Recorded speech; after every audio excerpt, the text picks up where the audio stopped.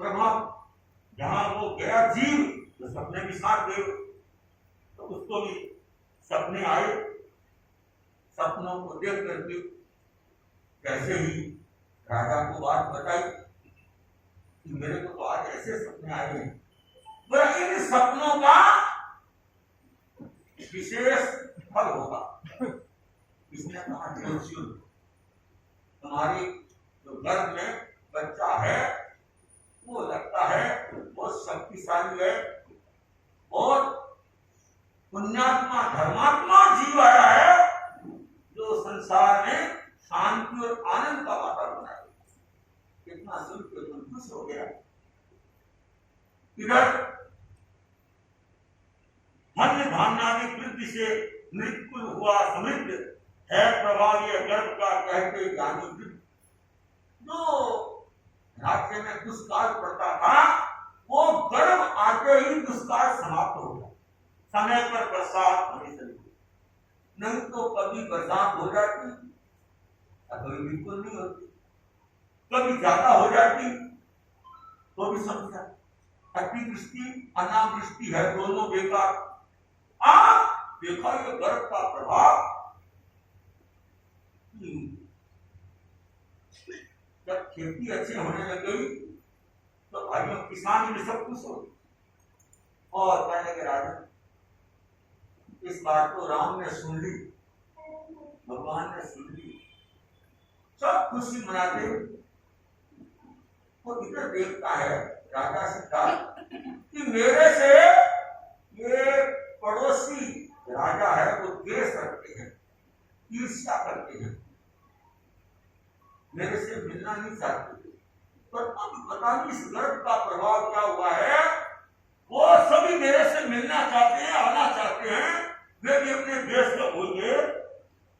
नतमस्तक सब हो गए, नतमस्तक सब हो गए, जो थे नृत प्रतिकूल बाबा, जो थे नृत प्रतिकूल। स्वतः हुए सिद्धार्थ के, स्वतः हुए सिद्धार्थ के, अनुयायी अनुकूल, अनुयायी अनुकूल। जो राजा सिद्धार्थ से प्रतिकूल चलते थे वो अनुयायी और अनुकूल हो गए। वो सिद्धार्थ की गरिमा महिमा बढ़ाने लग गए। सिद्धार्थ ने भी देखा ये सब किसका प्रभाव है, गर्भ, ये सेना का प्रभाव खत्म। मैं तो सोचता था कि मेरा धन का सेना का प्रभाव है, तो राजा सिद्धार्थ के पास जमीन थी, परंतु वो धन और वो सेना दोनों ही भाइयों उस पुत्र के आते ही गौण हो गए। आज के लोग सारे कुछ रूप को, पद को महत्व देते थे, उनके धन को, डिग्री को, पर ये सब गौण है, ये सब क्षणिक है। इससे कल्याण होने वाला मूल तो अपनी वृत्ति और नीति सूत्र को नुकसान होने वाला। आपका जान भी जाओगे सम्मान होगा और जीवन का उत्थान होगा, एक दिन आपका कल्याण होगा। अब उसने सोचा गर्भस्थ शिशु ने कि मैं बार बार हिलता हूं डुलता हूं तो मेरी मां को तकलीफ होती है, क्योंकि बच्चा गर्भ में एक जगह स्थिर नहीं रहता, प्रतिमा वो भी घूमता है, वो राउंड वही लगाता है। जैसे मॉर्निंग वॉक करते हैं, इवनिंग वॉक करते हैं ना, वो अंदर ही, तो वो धड़कन बंद हो गई। उसने सोचा मैं हलन चलन करता हूं तो मेरे हलन चलन से मां को तकलीफ होती है। आपको भी ध्यान रहना चाहिए, हमारी चैन आंखों में जब 6 महीने के बाद हम लोग उस गर्भवती महिला से अगर बैठी हो तो बैठी गाड़ ले लेते हैं, खड़ी हो तो खड़ी ले लेते हैं। वो बैठी हो तो खड़ी होकर कराए तो कर लेते हैं, और खड़ी हो कर जाए तो नहीं, क्योंकि गर्भ में जो बच्चा है उसको भी तकलीफ नहीं होती। साधु इतना अहिंसा का पालन करते हैं, बार बार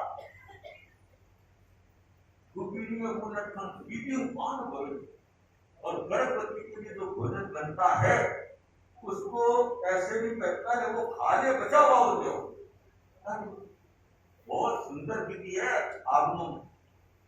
मैं आशा करता हूँ हमारे भाई बहन व्याख्यान सुन के उसको जानकारी भेजती है, क्योंकि आज के दिन में जानकारी करा देता हूँ कि मेरे कारण हो नहीं माता संकटग्रस्त रहे अंग संकोच कर प्रभु जननी गर्भस्थ। वो अंगों को जैसे संकोच किया कि मेरी मां को कोई तकलीफ ना हो। मां को भाई सोचा तो तकलीफ में उल्टा काम हो गया। मां ने सोचा है लगता है ये घर तो खत्म हो गया, उसने अपना दिमाग उल्टा लगा दिया। कभी कभी जो बात नहीं समझ पाते हैं तो बड़ी समस्या हो जाती है, बहुत बड़ी समस्या हो जाती है। वो गधा बीमार हो गया तो गधा बीमार हुआ और कुम्हार हाथ धरती बैठ गया। घरवाली बोली क्या बात है, आज मट्टी लाने नहीं जाना, लाऊं कैसे, गधा बीमार है। गधा उठ ही नहीं रहा है, गधे का पेट फूल गया, पेट के आखिर आ गया। कभी कभी पशुओं के हो जाता है, पेट के आखिर आ जाते हैं। मैंने कई जगह देखा मुख होते गायों के आखिर आ जाते हैं, फिर उनको दवाई देते हैं, नाचते हैं, तब वो भाई सर्दी है तब वो खड़ी देखा है, सुना नहीं है, देखा है। तो वो बोला क्या करूं,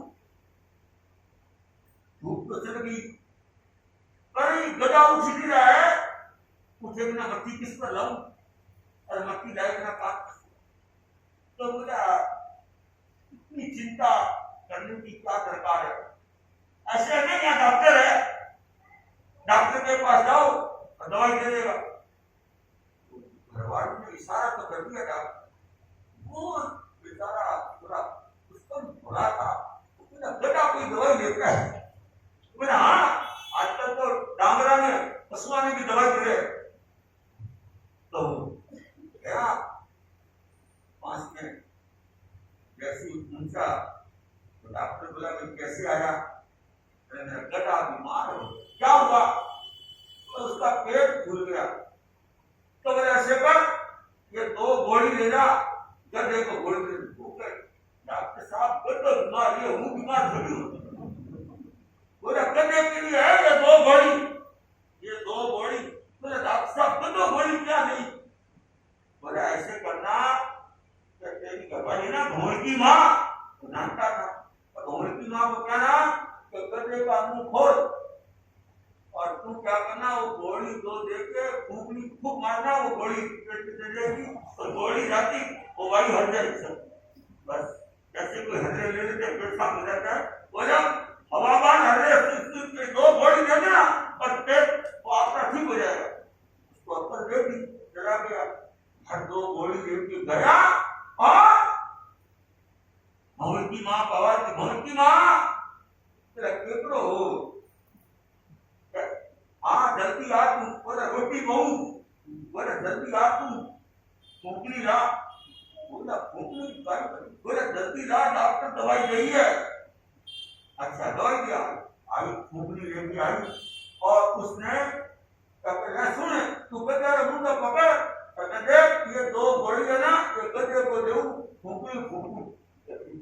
तो वो गधे का मुंह पकड़ा हॉस्पिटल ने, 2 गोली दे के फूकने लगा, इससे पहले गधे ने फूक दी, वो गोली किधर चली गई, उसको मार उल्टा था। तो फूकी तो कभी कभी नहीं समझते, उल्टा काम हो जाता है। अब इसने सोचा तो था कि भाई मैं अंगों को संकोच कर रखूं, माँ को तकलीफ ना हो, और माँ को तो तकलीफ होगी हो रही है, और मेरे को लगता है दर्द पूरा हो गया, टेंशन हो गई। उन्होंने देखा ये तो उल्टा काम हो गया। मैंने तो सोचा था कि माँ निश्चिंता की अनुभूति करे, तो माँ तो चिंताग्रस्त हो गई।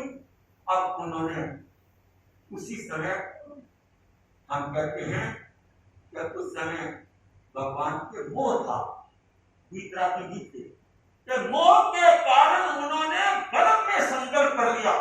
क्या संकल्प किया कि जब तक माता जिंदी रहेगी मैंने थोड़े देर अंगों को संकोचा, उसी में माँ रोने लगी, विलापार करने लगी। मैं दीक्षा लूंगा तो माँ का क्या होगा? जब तक माँ जिंदी रहेगी माँ का, तब तक मैं दीक्षा। ये हम कहते हैं छद्मस्त चूका। ये छद्मस्त अवस्था में चूके संकल्प कर लिया तो मेरे कारण हो नहीं माता संकटग्रस्त, रहे अंग संकोच कर प्रभु जननी गर्भस्थ। देव गर्भ की अचलता त्रिशला मां तत्काल, व्यथित चित्त से कर रही हाँ हाँ रुदन विशाल। क्या मेरे प्रिय गर्भ को किया किसी ने नष्ट, अथवा विघ्नित हो गया है यह अगणित कष्ट। आज ध्यान योग कर रही त्रिशला दुख अपार, शोक सिंधु में मग्न है सारा ही संग में। आपसे कोई पूछे कि फिर अपन धर्म संघ में कौन से आचार्य के काल में जोड़े से दीक्षा ज्यादा हुई, तो क्या बताओगे? जोड़े समझे, रेशम जोड़ो। हाँ देखो, जोड़े से, और वो जोड़ी जबरदस्त। शादी की तो कालूगरी के बखान सुनने आए और बखान सुनते सुनते भाव हो गया। यहाँ तो कहते हैं कुल्लू मनाली जाना है, वहाँ घूमने जाना है, वो तो कहते सीधे ही अरे अब तो दीक्षा लेनी, दीक्षा लेनी। कालूगरी का क्या प्रभाव था, कितने जोड़े तैयार किए उनके शासन काल में। ये जोड़े से दीक्षा और ऐसे हाथ बात से संपन्न करके हमारे मोहम्मद सर के भाइयों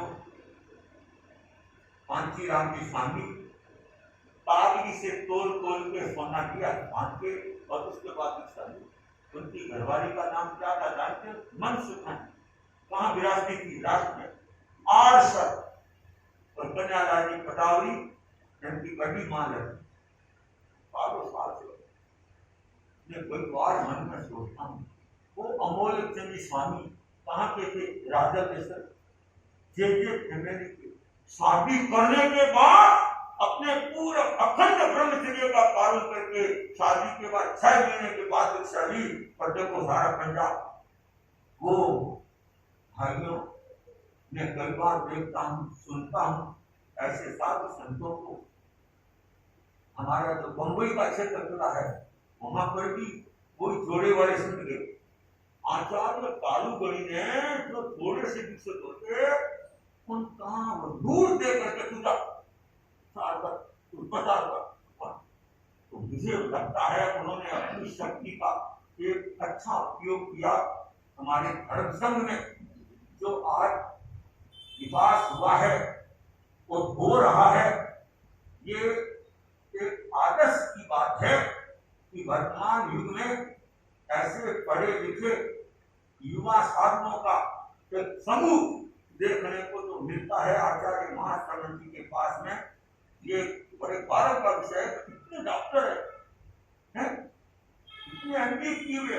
आजकल तो कितने साधु साध्वी गुरुदेव के पास में एमबीए डॉक्टर। आचार्य महाश्रवण जी तो एमबीए नहीं की है डॉक्टर, परंतु उनके पास रहने वाले कितने डॉक्टर, कितने एमबीए। मेरा मन खुश हो जाता है, मन प्रसन्न हो जाता है सुन करके। इतनी बड़ी आज उनके पास संपदा है। ये भी एक गौरव का विषय होता है।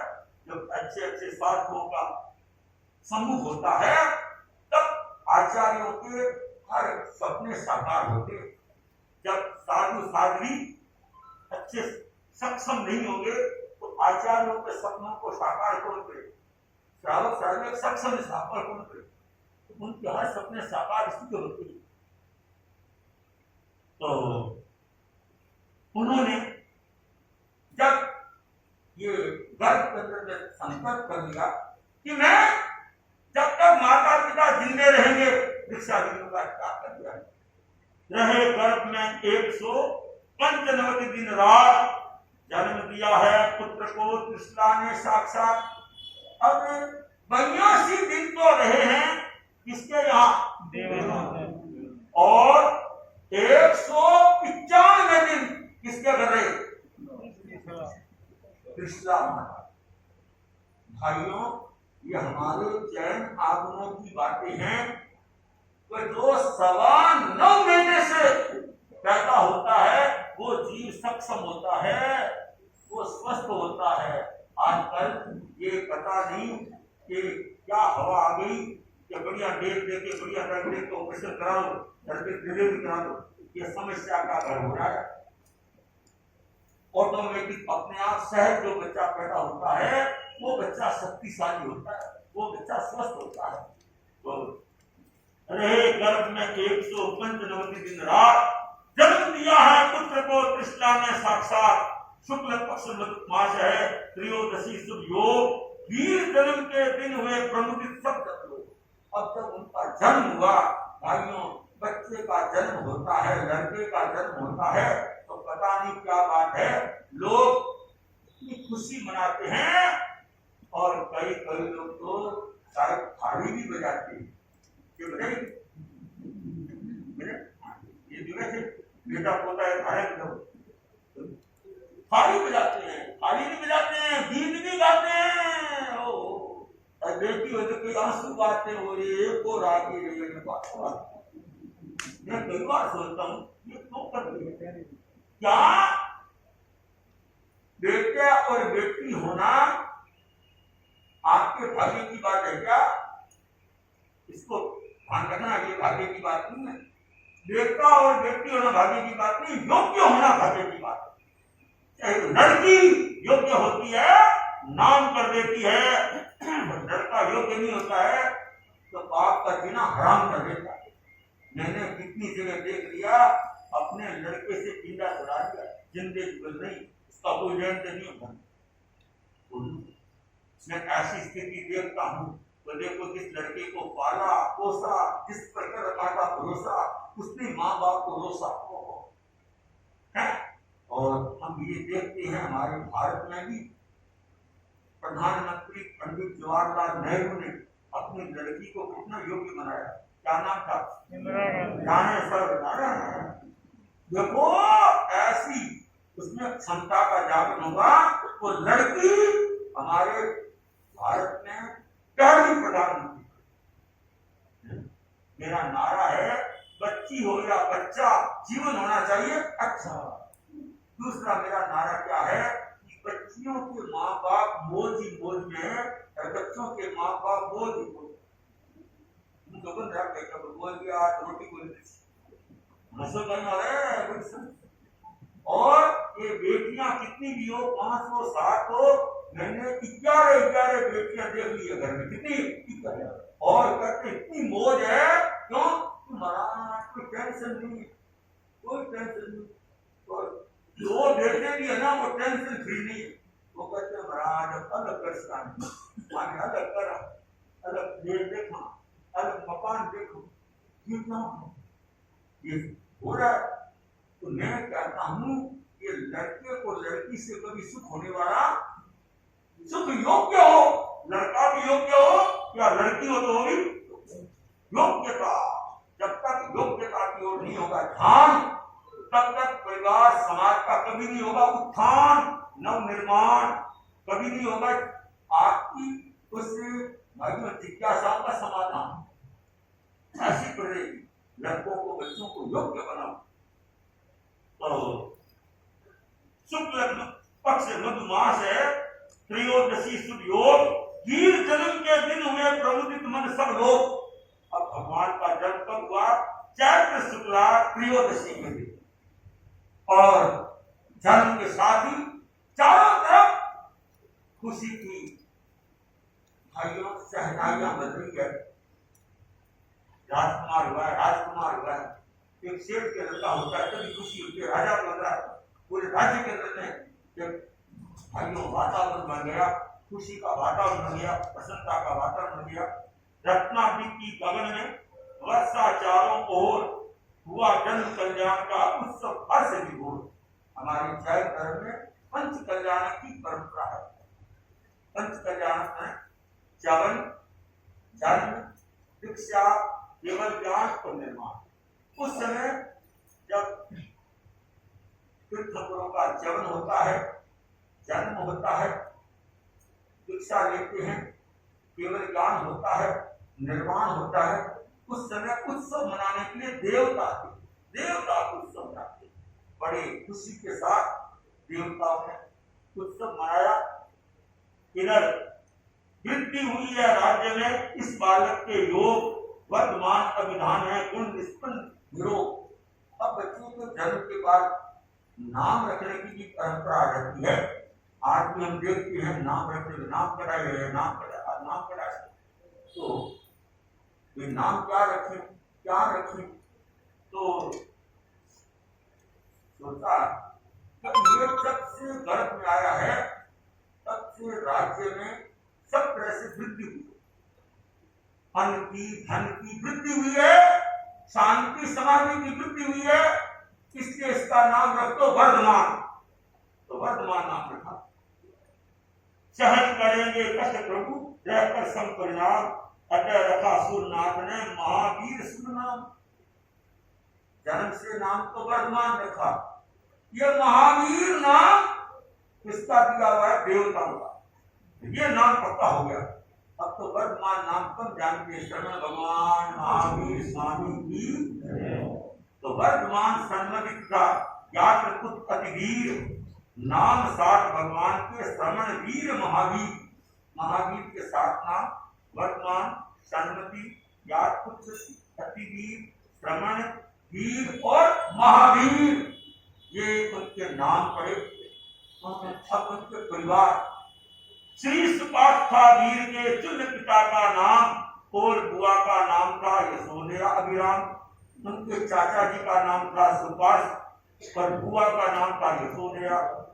ज्येष्ठ बंधु थे वीर के नंदी वर्धन चार, भाभी ज्येष्ठा बहन की सुदर्शना सुख्या विचार। बहन और भाभी दोनों के एक ही नाम सुदर्शना, और बड़े भाई का नाम क्या था? नंदी वर्धन। पुत्री थी प्रियदर्शना, था जमाली दामाद, शेषवती श्री वीर की थी नातिन अविवाद। भगवान के प्रियदर्शना नाम का, प्रियदर्शना नाम की लड़की थी, उसे लड़की का भाइयों शादी जब की तो किसके साथ? जमाली के साथ। और उनके दोती हुई, उसका नाम था शेषवती। अभय और पराक्रम, जब वो बाल्यावस्था में थे तभी अपने पराक्रम का सबको परिचय दे दिया। बाल्यावस्था में जब वो खेल खेल रहे थे, हम ये न सोचें कि आज ही खेल हैं, पहले भी खेल थे। ये हम पुराने इतिहास पढ़ते हैं तो पता पड़ता है भगवान महावीर भी अपने दोस्तों के साथ खेल खेल रहे थे, और खेल खेलते ही कोई सांप निकल के आ गया। पहले की शर्त थे, अभी भी शर्त है, मैं विज्ञप्ति पढ़ देता हूँ कि बंबई में भी जहाँ घोरबंदर चतुर्मास हो रहा है, वहां पर भी बरसात के कारण कई जीव जंतु सांप भी कहीं निकल जाते, कोई जगह सांप। तो ये सांप पहले भी थे, आज भी अक्सर भी, तो खेल रहे थे, सांप निकला और निकल गई। बच्चे भयभीत होकर दौड़ गए, सांप सांप सांप सांप सांप। सांप का पहले भी लोगों को डर लगता था, आज भी डर लगता है, सर्प का डर लगता है, काट नहीं लगता। तो सब तो दौड़ गए, और उससे महावीर का जीव वर्तमान उसने क्या किया? उस सांप को पकड़ के फेंक दिया कर से पकड़ बिस्तर को तत्काल। शिशुपन में श्री वीर की देखी शक्ति विशाल। और छोटी अवस्था में जब वो पढ़ने के लिए गए पुराने जमाने में, ये आजकल की तरह पढ़ाई नहीं थी, उस समय गुरुकुल होते थे, पढ़ाई का क्रम तो उस समय भी था, आज भी है, और मुझे लगता है आगे भी रहेगा। जैसी जैसी व्यवस्थाएं होती है, समय के अनुसार व्यवस्थाएं की जाती है। मुझे बहुत गौरव होता है बताते हुए कि हमारे तेरापन धर्म संघ में 8 आचार्यों तक हिंदी का क्रम नहीं था। साधु संत कोई भी काव्य का भी निर्माण करके मारवाड़ी में का संस्कृत हिंदी क्या करना है। पूज्य कालू गणी को हिंदी पसंद भी नहीं थी। क्या हम तुम बोलते हो, उनको पसंद। और अब देख लो हिंदी हिंदी में सारा चल रहा है। मैं कई बार मन में सोचता हूँ समय की बात होती है। अब अगर हम संस्कृत यहाँ चलाएं तो समझ में नहीं आती है। अब हम मारवाड़ी बोले तो समझ में नहीं आती, हिंदी आराम से समझ में आती है। तो आदमी बड़ा नहीं होता, समय बड़ा होता है। राजा भोज के समय संस्कृत का प्रचलन था, हिंदी की नहीं, मारवाड़ी की नहीं, सब संस्कृत बोलते। एक समय का प्रभाव होता है, आम भाषा ही हो जाती है। भगवान महावीर के समय प्राकृत भाषा थी, इसलिए सब प्राकृत में निबद्ध है। एक समय में एक भाषा का बाहुल्य हो जाता है। हमारे तेरापन धर्म संघ का इतिहास तो साक्षी है। जयाचार्य तक के जितने भी काव्य गढ़े हुए हैं सब किसने हिंदी में, क्या मारवाड़ी। चाहे आप चौबीसी देखो, प्रश्नोत्तर तत्वबोध देखो, और चाहे आप आराधना देखो ना, तो सब कोई मारवाड़ी भाषा का, तो उसे वही भाषा चलती थी। अब तो गुरुदेव तुलसी ने कृपा करके समय के अनुसार उसका अनुवाद करवा दिया, तो लोगों को पढ़ने में सुविधा हो गई। तो वो पढ़ने के लिए जब गए, अध्यापक ने वीर का देखा अद्भुत ज्ञान, बाबा देखा अद्भुत ज्ञान। अहो बिना अध्ययन नहीं, अहो बिना अध्ययन नहीं, है विद्वान महान, है विद्वान महान। कृष्णा सुत को देख कर, कृष्णा सुत को देख कर, रही न शंका शेष बाबा, रही न शंका शेष। चारण मुनियों ने दिया, चारण मुनियों ने दिया, सन्मति नाम विशेष, सन्मति नाम विशेष। अब जब वो अध्ययन के लिए स्कूल गए और अध्यापक बच्चों को जो पढ़ा रहे थे, उसने देखा बच्चे तो उत्तर नहीं दे रहे हैं और ये वो एडमिशन कराने आया है, तो बोले मैं बता देता हूँ। तो बताया, ऐसा अर्थ बताया, तो अध्यापक ने शीश नमाया, तो भाई मैं तो तेरे को नहीं पढ़ा सकता, इतना ज्ञान तो मेरे पास ही नहीं जितना तेरे पास। तो पहले दिन ही वो स्कूल से छुट्टी हो गई। वो इधर चारण मुनि, उन्होंने देखा वर्तमान के ज्ञान को, तो उन्होंने नाम दे दिया सन्मति। तब से उनका सन्मति में उसकी मति बहुत बढ़िया है, दिमाग बढ़िया है।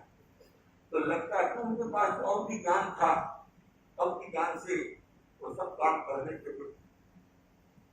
इधर था जितारी चित्त सूत्र शत्रु नृत्य, नारी वीर महान, यशोदया सदया सदा रानी रूप निधान, सुता यशोदा सुंदरी, नरपति मन उत्साह, महावीर के साथ में इसका किया विवाह।